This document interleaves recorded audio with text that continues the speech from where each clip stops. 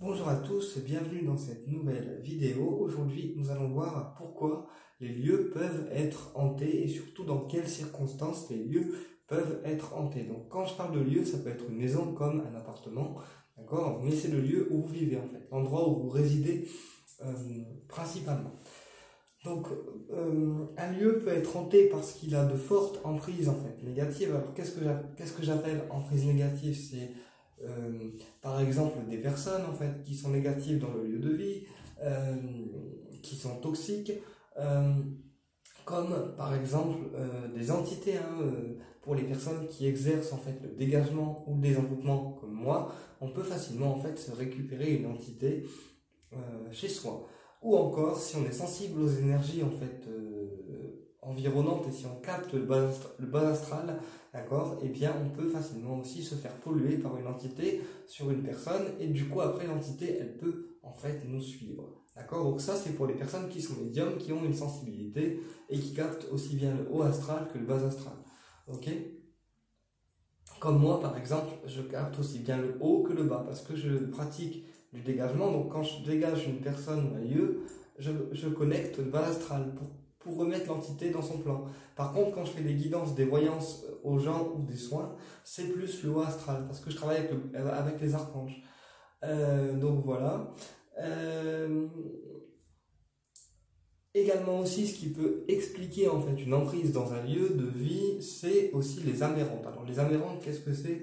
Ce sont des âmes qui sont en fait mortes, qui n'ont pas conscience qu'elles sont mortes. Alors après, connues pour vous ou inconnues pour vous, c'est pas très grave, mais souvent ce sont des âmes errantes, donc ce sont des âmes désincarnées qui errent en fait dans le lieu et qui vont en fait tourner de pièce en pièce jusqu'à temps qu'un passeur d'âme comme moi ou comme d'autres leur montre en fait la sortie. D'accord? Donc comment on fait pour passer les âmes dans l'astral? Eh bien, on fait une prière à l'archange Michael avec quelques rayons de couleur des archanges pour encore plus en fait faciliter le passage. Donc voilà. Et après, ce qui peut aussi causer une emprise dans un lieu de vie, c'est la magie noire. Donc la magie noire, pour ceux qui ne connaissent pas, c'est en fait le fait d'envoyer des mauvaises pensées, des mauvaises énergies, etc. Et la magie noire peut aussi être lancée par une entité. Euh, donc, c'est ce qui peut en fait causer, par exemple, le fait qu'un lieu de vie ne se vende pas. D'accord? Parce que des fois, j'ai des maisons ou des appartements qui sont là depuis X années en vente et qui, malheureusement, après 30, 40 visites, ne se vendent pas. Et donc, quand c'est comme ça, c'est qu'il y a une forte emprise dans le lieu. Donc, soit des aberrantes, soit des énergies négatives, soit de la magie noire. Auquel cas, on peut désenvoûter un lieu. D'accord? Donc, pour désenvoûter un lieu, moi, j'utilise des bougies, des grandes bougies noires qui durent à peu près, en fait, 50 heures, en fait. Et je grave ma petite formule magique avec mon petit protocole. Et donc, il me faut l'adresse, la rue, le code postal. Après, je fais le reste. Et en fait, ça va déprogrammer tous les sorts énergétiques qui bloquent en fait la vente de ce lieu ou qui bloquent en fait l'harmonie de ce lieu. D'accord? Donc voilà. Et bien sûr aussi, si vous êtes dans un lieu de vie chargé, où il y a des tensions, où il y a des disputes, où il y a des clashs, où il y a une énergie qui est vraiment lourde à porter pour vous, ou si vous avez reçu quelqu'un de lourd en termes énergétiques, d'accord, on peut faire brûler une bougie noire pour dire de purifier en fait les mauvaises énergies, purifier tout ce qui est mauvais œil et purifier toute la négativité dans le lieu aussi bien que sur vous. D'accord? Donc comment on fait? On met la main autour de la bougie, on l'allume et on fait une demande. Clair, net, précis. 2-3 mots suffisent. Ok?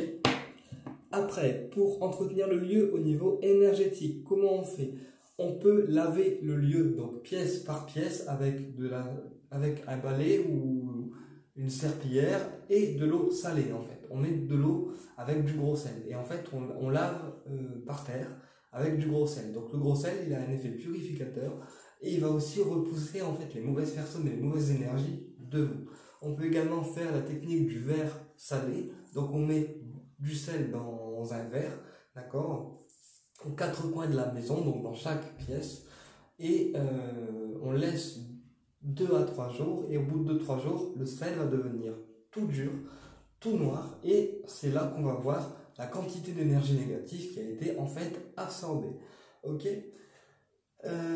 Également aussi au niveau des encens, pour purifier un lieu, on peut utiliser la sauge blanche, appelée aussi white sauge, d'accord, qui va en fait rééquilibrer les lieux et dégager les énergies négatives. Naturellement, quand on brûle de l'encens, on ouvre la fenêtre parce qu'il faut pas s'intoxiquer les poumons ni laisser en fait les énergies négatives qui sont en train de partir dans la pièce, sinon le protocole ne sert à rien.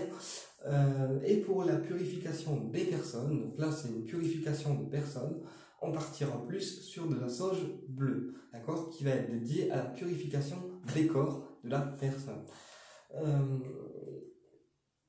Donc voilà, qu'est-ce que je voulais vous dire aussi. Donc quand il y a un lieu qui est hanté, on peut faire venir une personne comme moi qui pratique le dégagement de personnes et de lieux. Donc c'est-à-dire que j'harmonise en fait l'énergie des personnes et l'énergie des lieux dans lesquels ils vivent. Maison ou appartement, ça dépend, je fais les deux. Et s'il y a des âmes à faire passer dans l'astral, s'il y a des entités à dégager, etc., je peux également le faire. Naturellement, ce protocole a un coût parce qu'au niveau santé, c'est un risque et on ne sait jamais sur quelle entité on va tomber, donc on ne se confronte jamais aux entités, en tout cas nous thérapeutes, gratuitement. Voilà. Qu'est-ce que je voulais vous dire d'autre? Donc voilà pourquoi les maisons peuvent parfois être hantées. Ou aussi, sinon, ce qui peut causer le fait qu'une maison ou un appartement soit hanté, c'est le fait que parfois les personnes travaillent avec des outils occultes qu'ils ne connaissent pas. Par exemple, quelqu'un qui débute en fait au niveau du pendule, il peut facilement attirer des entités sur lui, surtout si le pendule n'est pas nettoyé et surtout si la personne ne se nettoie pas en fait suffisamment, auquel cas elle va ouvrir des vortex qu'elle sera incapable de refermer. D'accord? Et donc du coup les vortex vont s'ouvrir partout en fait dans la maison. Alors des vortex c'est quoi? C'est des ronds en fait, des ronds noirs qui s'ouvrent en fait pour le bas astral et pour que le bas astral puisse passer. Donc une personne polluée peut ouvrir ce genre de trucs pas très sympathiques, mais du coup après pour les refermer c'est un peu plus compliqué, auquel cas il faut faire appel à des médiums et dégageurs d'entités comme moi pour pouvoir le faire. Eh bien écoutez, j'espère que cette vidéo a été claire pour vous. Je vous dis à très bientôt pour une prochaine vidéo et au plaisir de vous retrouver.